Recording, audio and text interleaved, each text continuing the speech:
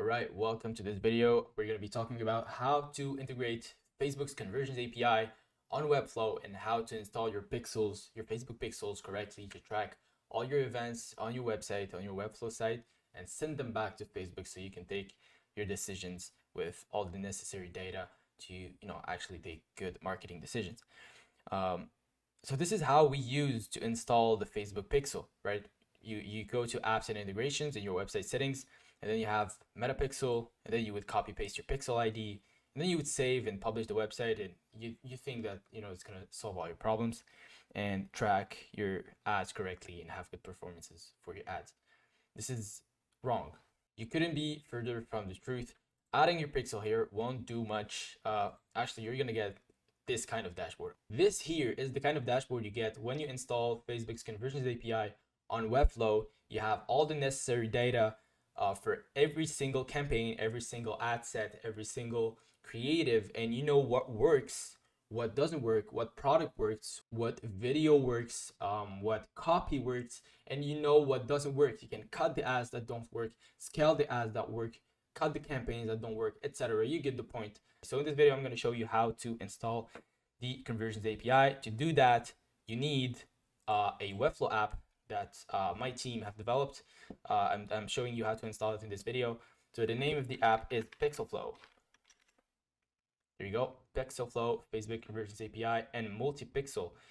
Multi-pixel because you're going to be able also to add multiple pixels for banned Facebook accounts. If you've done Facebook ads in your life, meta ads in your life, you know that ad accounts tend to get blocked pretty easily.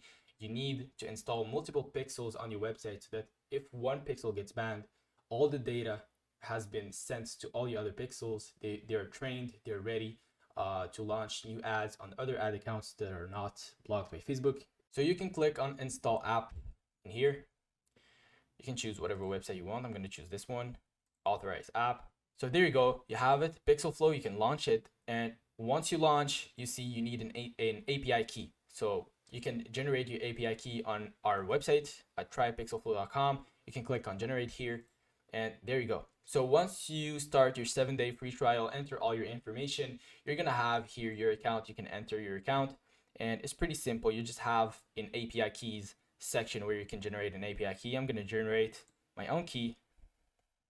There you go. And I can copy paste my key in my Webflow designer here in my application Pixelflow. So let me copy paste and I can log in. There you go. The first thing you want to do is copy paste this script in your head code. Okay, so you can read the notice here, but basically you just copy. Here it says copied. You can go to your site settings. You can go to custom code and paste your code here and save. First of all, I want to give a quick tip. If you don't have the USD currency and you have like Canadian dollars, you can just change this and put CAD. If you have euros, you can put EUR. You get the point. You can put your currency here if you have an e-commerce store. If you don't have an e-commerce store, the Conversions API is still very useful for you. I 100% guarantee you need the Conversions API. Even if you have like a lead gen website, you have a cryptocurrency website, you have an NFT project, whatever kind of project you need, you have. If you run Facebook ads, you need the Conversions API, but you won't need to change anything for the currency. If you don't have an e-commerce store, you can just leave it there and save your head code. You can publish your website as well. All right, so now that I have copy pasted my code, I can add my first pixel. You need a pixel name, a Facebook pixel ID or meta pixel ID, and an access token. So let me show you where you can get those. First of all, you need to go to your business manager. There you go. You can go on adsmanager.facebook.com. You can go here on business settings. On business settings here on the bottom left, you can click on business settings. Then you're gonna have here data sources on the left. You can click on it. And then click on data sets again, right? I have a bunch of pixels here, but let me just add a new pixel. So let's say example pixel. Here it is, example pixel. You can click on it. You can click on the dots here and go to the events manager. You can then go to settings. You're gonna have your pixel ID right here or your dataset ID. You can click to copy, go back to your website, paste. In the pixel name, you can put whatever you want. Example, pixel, and then we need an access token. Let's get the access token. It's here. You can click on generate an access token. You can click to copy, go back to the website, paste the access token. But I advise you to also test your pixel, right? I'm going to show you how to test it later. So you can just toggle this, right? And get your test events code. So let's get our test events code. You can click on test events, and then you can click here on confirm that your server events are configured correctly, and you're going to have a test events code. You can copy your test events code and paste it in PixelFlow, add your pixel, and there you go. You have your pixel. If you have other ad accounts, you have other pixels, you want to have backups in case you get banned from one Facebook ad account, you can add another pixel and another pixel. You can add as many pixels as you need.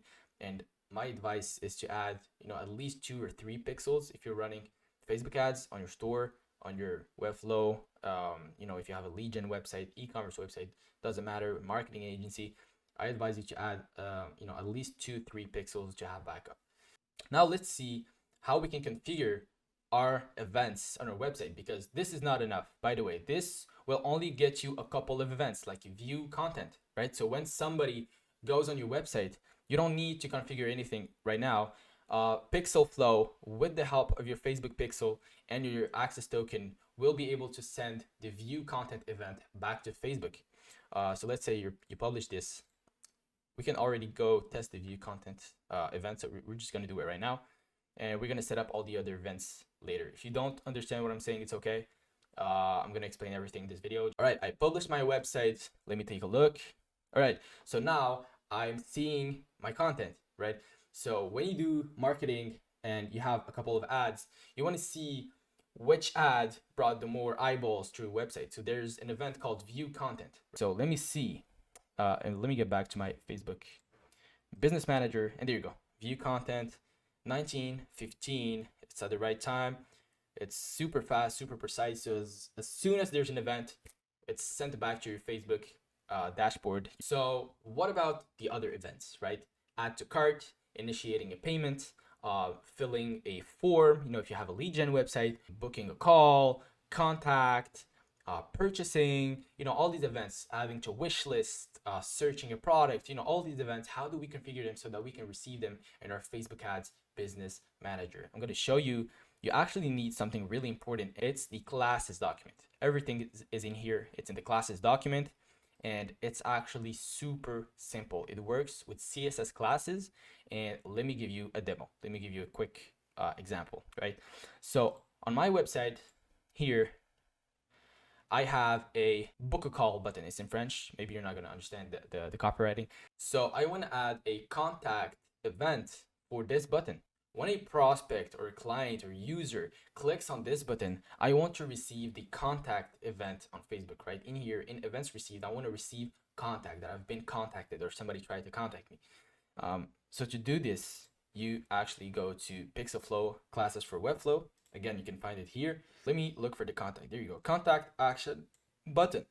The class name is action button contact 003pf. You can just copy paste this and add it as a CSS class to your button, and it's as simple as that. So obviously there's a manual work to do to install all your classes correctly for all your events, but once it's done, it's going to take you 10 to 15 minutes depending on the size of your website. But once it's done, it's done. You don't need to touch it anymore. All your events are going to fire correctly to your Facebook ads manager. Let's publish the website to see if this event is working. So now I'm going to go to the website. So I'm going to click on this button, and I have to receive the contact event on my Facebook ads manager, right? So let's test. Click on the button. I'm going to wait a couple seconds. Let me refresh. All right. View content. There you go. Contact from the server at 1919. There you go. 10 seconds later, I receive the event. Let's say, just for an example, let's say I have an e-commerce website, just for the sake of the video, I'm going to add here a random button, right? cart. There you go. Yeah, let me add this cart button. Delete this one. So I can add a cart event for the carts for the add to cart. Let me see if there's an add to cart event. There you go. Add to cart buttons. I can copy paste this. Boom. Can go back to my Webflow designer, add this as a class. I'm gonna publish the website. There you go. You have add to cart button. I'm gonna click on it. No, this doesn't matter because I didn't set it up. I just want to see if the event is going to fire correctly and quickly. I apologize for the translation. My system is in French, so obviously Google Translate is not that great, but it's supposed to be add to cart. All right, so that was a quick intro video to show you how to install the Conversions API on your Webflow website. And these are the 17 events that Facebook allows you to track. So you have the add to payment info, you have subscribe, contact, initiate, checkout, add to cart, add to wish list if you have a wish list button, complete registration when somebody enters all the information, then they fill out a form if it's a registration, customize product if you have that event, donate if you have donations, lead, start trial, submit application, search. You have search inputs and you have search buttons. You have the find location inputs, you have the find location buttons. This one can be added to the location input fields. This one can be added to the buttons, to the location search buttons. And then you have the place order buttons. When your users, your clients, they fill out their credit card information, their zip code, their address, their email address, and then they can purchase so that you can process the order and take the money from the credit card. That last button is the purchase button. So you want to add this class, and this is so useful because, for example, here you see website purchases. You're gonna be able to see what campaigns brought the more website purchases. You're gonna be able to know which ad, which campaign, which creative brought the more purchases. This is just an example. You can do the same with add to carts, with view content, with the leads. If you have a lead gen website, whatever type of website you have, you always have events that you want to track. So that's why Conversions API is so crucial and so important. And there's additional classes to really go at the top notch level to get that 95% accuracy. This is going to be for a next video, but you can go through it. It's actually very simple.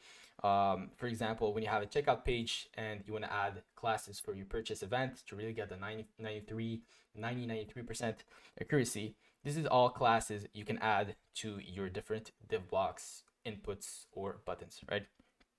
So let's say you have a div block for the total amount, or you have a text block for the total amount. You just add this class. If you have a div block or a text block for the item quantity, you just add this class right here. For the price, you add this class right here. For the name, you add this class. If you have a container containing all these items, right? If you have a container containing everything in here, that container, you can give it this class in here. And if you have a main container containing all the checkout items, you add this class in here. It just adds more accuracy. So it's actually very simple, but I'm gonna do it in the next video because not everybody needs this.